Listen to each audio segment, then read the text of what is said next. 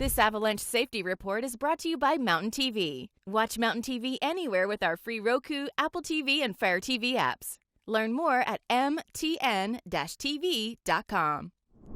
Okay, Mountain TV with our weekly exclusive report from the CAIC Colorado Avalanche Information Center. Brian, great to see you again. Happy holidays. A couple recent storms. Activity level is changing. Get us up to speed.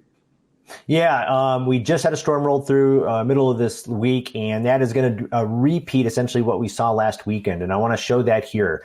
You can see we had avalanche activity from our last storm event, which was pretty widespread spread across the state, all regions, north, central, and southern mountains.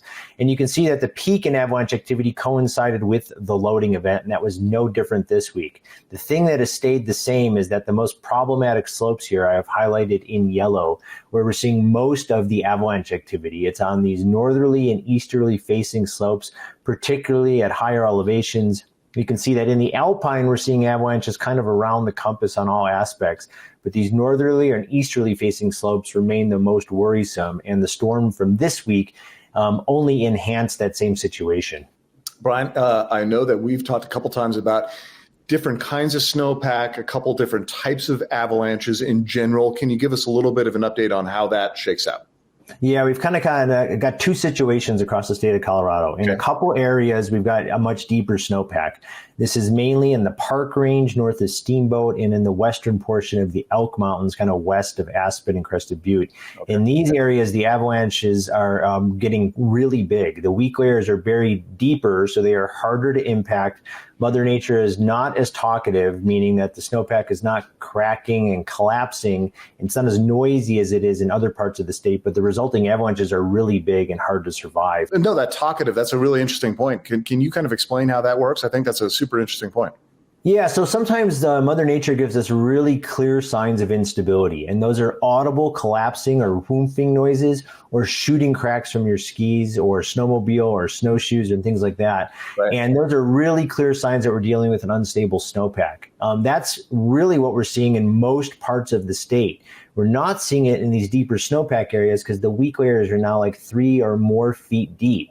But again, if you find a local shallow spot, we're seeing really, really large avalanches like this one out near Ragged Peak and this one near Treasury Mountain just west of Crested Butte. And these avalanches are going to be hard to survive, and you may not see any signs of instability before triggering these monsters. In the rest of the state, however, we're getting a more talkative snowpack, more feedback from Mother Nature, and we really have to worry about these remote triggers like this video illustrates. And this is from the northern mountains, courtesy of Pro Snowmobile Jeremy Mercer. What's up, everybody? Today out riding with my friends and playing it super safe on a considerable day. I just wanted to show you how possible a remote trigger is. My friend came up on the safe side of this Avi path. I was sitting up here in my island of safety.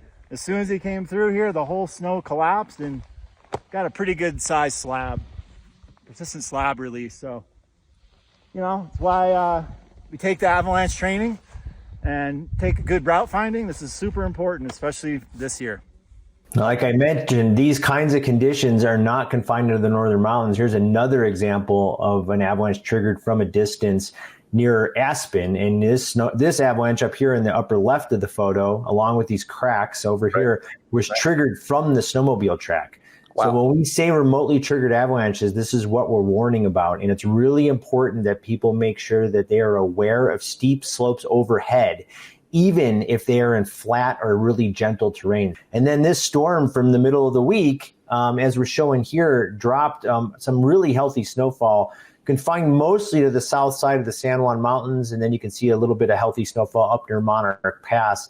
And what that has done is created more dangerous avalanche conditions down in that very southern portion of the state because they got the most snowfall. But everywhere across the state, we're going to have to be worried about kind of triggering avalanches from a distance. So just give those steep slopes a wide berth as you travel around the avalanche terrain, particularly on northerly and easterly facing slopes at higher elevations. These conditions are going to last with us into early next week before our prolonged dry spell, before our next storm on the 21st allows avalanche conditions to heal a little bit. Okay, Brian, sounds great. And obviously it's the holidays. It's busy, lots of people. So some extra care is warranted. Check out the website, guys, for the latest information and updates there, and know that conditions are constantly changing in Colorado, no surprise, and that they vary across the state, and the website will key in on that. Brian, great seeing you. We'll see you again in another week for an update. Sounds good. Thanks, Scott. Okay, you bet, Brian. Thank you.